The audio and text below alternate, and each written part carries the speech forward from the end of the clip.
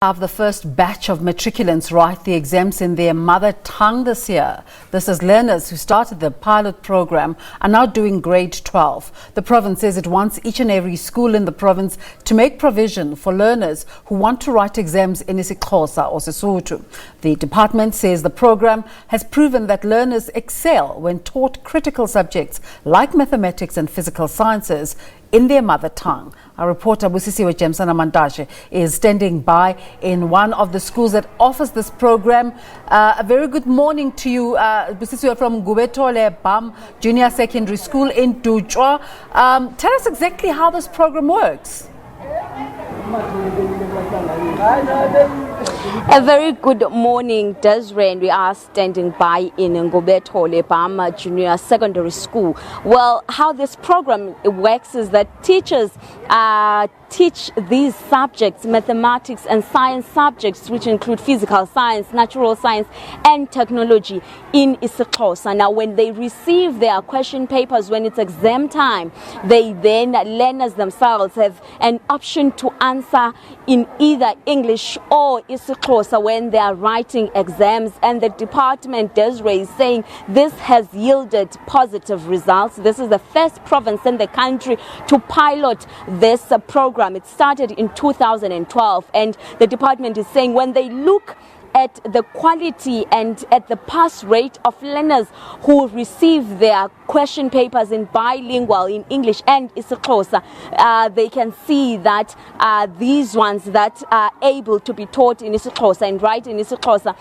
excel in their subjects, excel in these subjects. And in fact, they're saying that this notion that maths and physics are killer subjects are going to be a thing of the past in the Eastern Cape, as they are now moving towards making sure that every learner, they do away with English being the barrier, because what they have identified, Desiree, is that learners do not understand. They have to first learn the language, which is English, before they can learn the subject, which is mathematics and science. But Desiree, to tell us more, I'm joined by a school principal, Dutywa Maposela.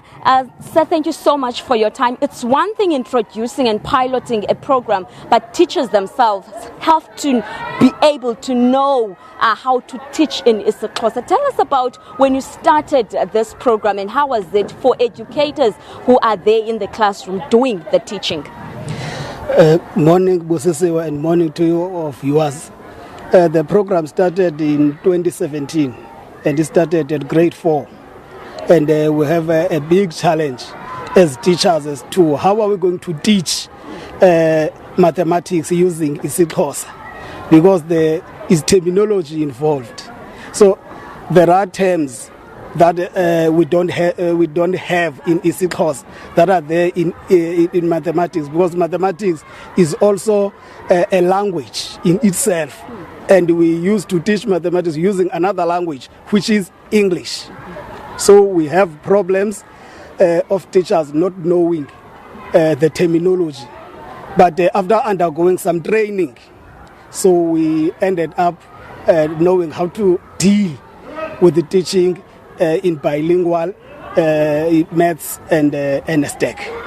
And when you speak about the terminology that teachers found to be difficult to adapt in or to know, perhaps it would speak also to the difficulty that Xhosa language speaking learners were facing when they had to understand, because they did not understand the terminology in their language, and yet they had to learn in English.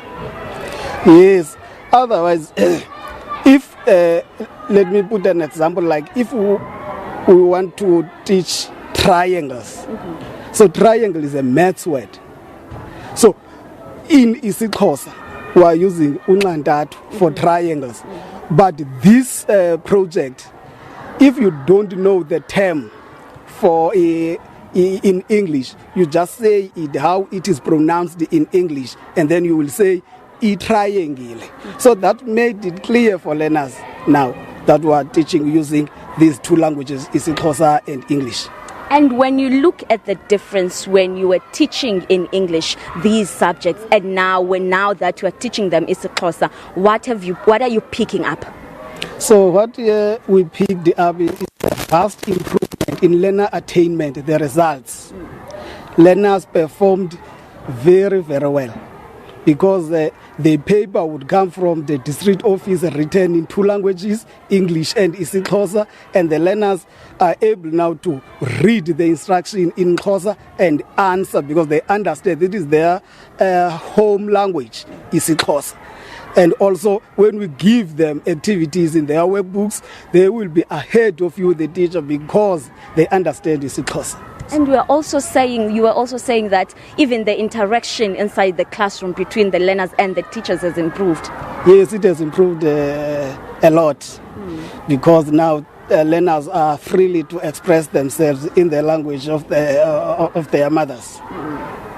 Principal, thank you so much for your time.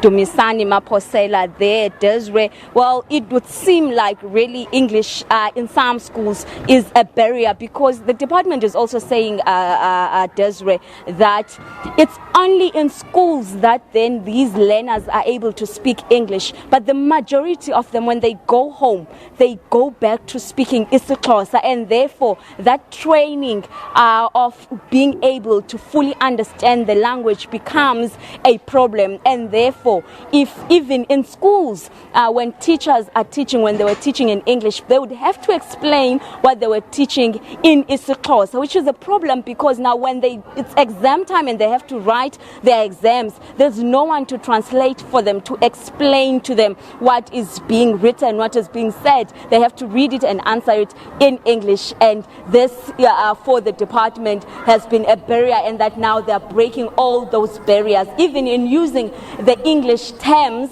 in giving a closer interpretation, is that process of trying to simplify things for the learners to better understand. When we spoke to the advisory chief director, Desiree, she was saying that because people are concerned that if you are teaching learners then in isiXhosa, who will have to go out in the big world where English is being used as a medium of instruction, where they have to go to universities, what then happens? She was saying that it's not that they have stopped teaching English. English as a subject is still there in schools, and other learning areas are still being taught in English. But this is to help so that these killer subjects are not killer subjects, and they eventually improve metric results across the country. And they're looking to expand the program to all schools and to more learning areas. Desiree.